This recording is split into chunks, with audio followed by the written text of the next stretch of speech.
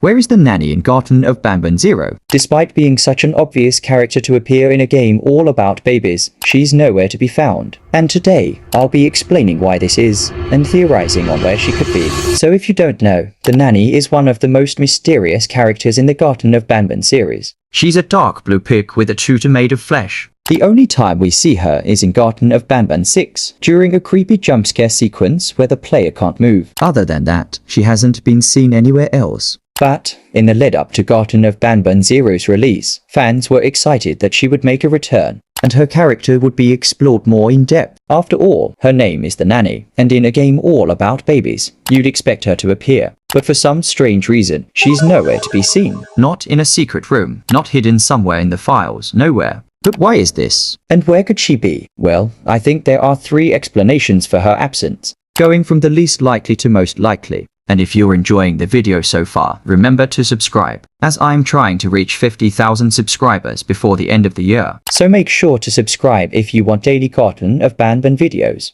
The first explanation is that the nanny is just a hallucination of the player and doesn't actually exist as a mascot, which is definitely a plausible theory, but I personally don't believe it. Another potential explanation for her disappearance is that she's just hiding in plain sight. She could be monitoring the babies somewhere where we can't see, through something like hidden baby cameras. Which is what a lot of modern-day nannies do to monitor their babies.